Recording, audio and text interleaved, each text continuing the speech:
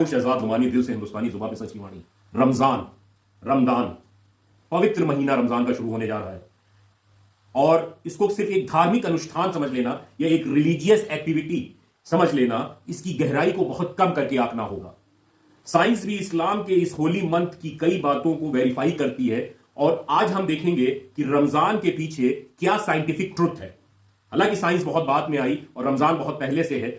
उपवास और फास्टिंग कहीं ना कहीं हर रिलीजन में है। तो आज मैं आपको उन 6 अननोन फैक्ट्स से रूबरू कराऊंगा, परिचय करवाऊंगा, जिनको सुन के आपके अंदर एक नई अलख जग जाएगी और आप पूरे जोश और खरोश से फास्टिंग, उपवास के इस महीने को सेलिब्रेट करेंगे और इसका एक एक सेकेंड इंजॉय करेंगे और एक बड़ा ट्रांसफॉर्मेशन देखते हैं। तो शुरू करते हैं। पहला रमजान का वो अननोन फैक्ट जिसको साइंस वेरीफाई करता है और कहता है कि रमजान या रोजा शरीर को या बॉडी को डिटॉक्सिफाई करता है। First, Ramzan detoxifies the body. Science कहती है कि फास्टिंग से शरीर के जो जहरीले टॉक्सिन्स होते हैं उनको बाहर निकालने में मदद मिलती है और यह काम होता है, एक वर्ड है ऑटोफैगी।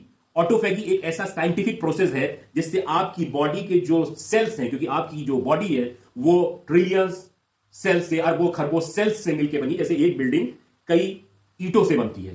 तो उन सेल्स, वो सेल्स डेड भी होते हैं, वो सेल्स नए भी बनते हैं। तो जो पुराने और खराब सेल्स होते हैं वो डेड होते हैं और नए सेल्स बनते हैं।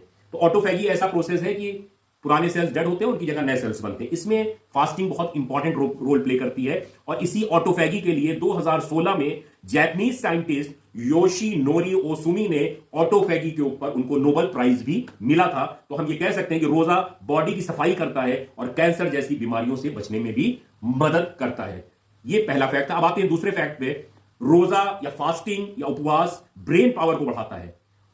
इससे BDNF यानी ब्रेन डिराइव्ड न्यूरोट्रॉपिक फैक्टर नामक एक तत्व होता है जो दिमाग को तेज करता है, आपकी मेमोरी या स्मरण शक्ति को बढ़ाता है। साइंटिफिक रिसर्च कहती है कि फास्टिंग करने से डोपामाइन और सेरोटोनिन हार्मोन बढ़ता है, जिससे आपका स्ट्रेस लेवल, आपका टेंशन कम होता है और खुशी बढ़ती है। हार्मोन्स आपके मूड को कंट्रोल करते हैं और बॉडी की बहुत सारी एक्टिविटीज को भी कंट्रोल करते हैं। अमेरिका के जॉन्स हॉकिंस यूनिवर्सिटी के neuro scientist doctor mark Maxon ने प्रूव किया है कि फास्टिंग से आपका ब्रेन भी फास्ट होता है, तेज होता है और अल्जाइमर जैसी बीमारियों का खतरा कम होता है।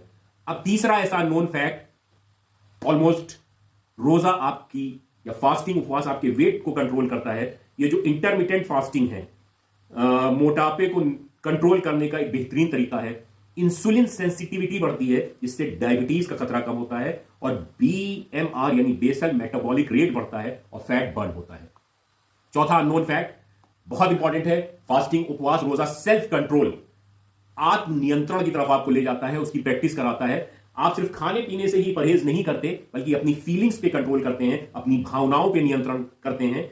और साइंस भी कहता है कि सेल्फ डिसिप्लिन और विल पावर को मजबूत करने के लिए लिमिटेड भोजन और पेशेंस बहुत जरूरी है। और साइंस ये भी कहता है, एक वर्ड है डिलेड ग्रेटिफिकेशन।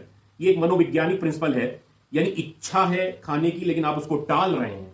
तो जीवन में अगर आप सक्सेसफुल होना चाहते हैं तो ये एक बहुत बड़ा फैक्टर है जिसकी पूरी ट्रेनिंग आपको रमजान या उपवास के इस महीने में मिलती है ऑटोमेटिक मोड में। पांचवा बहुत बड़ा अननोन फैक्ट है कि आपकी फास्टिंग, आपका रोजा, रमजान स्पिरिचुअल पीस यानी आध्यात्मिक शांति को बढ़ाता है। आपके जो हार्मोन्स हैं, डोपामाइन और एंडोर्फिन, इसका लेवल बढ़ता है जिससे आप अच्छा फील करते हैं, पीसफुल फील करते हैं। प्रार्थना, आप रेगुलर प्रार्थना करते हैं, नमाज पढ़ते हैं, ध्यान लगाते हैं, मेडिटेशन करते हैं, तो उससे आपका हार्ट रेट वेरिएबिलिटी HVR भी इंप्रूव करता है, जिससे आपका हार्ट भी इंप्रूव होता है और आपका हार्ट रेट सही होता है।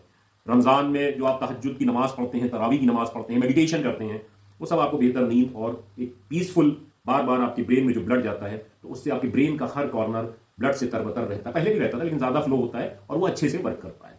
और छठा और सबसे इंपॉर्टेंट, सोशल हार्मनी, यानी रोजा या जो आपका फास्टिंग है, ये आपका सामाजिक सामंजस्य जो होता है उसको बढ़ाता है।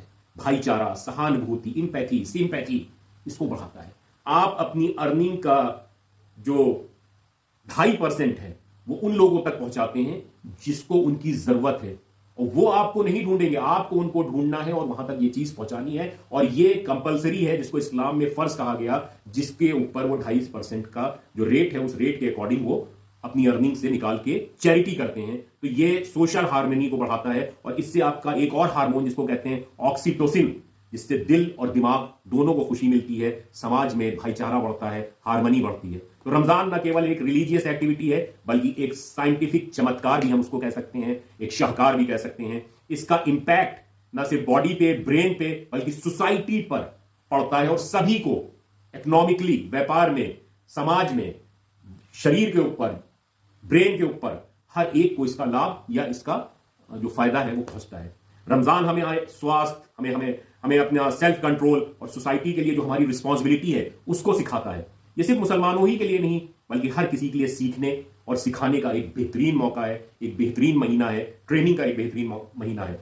तो इन्हीं बातों के साथ वो 6 अननोन फैक्ट्स, इसको आपने कभी अगर रमजान को इस साइंस की निगाह से देखा हो तो जरूर कमेंट करके बताइएगा।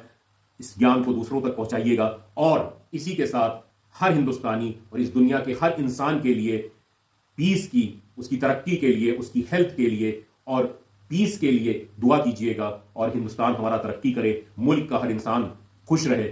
इसी दुआ के साथ, इसी प्रार्थना के साथ आपसे विदा लेता हूं।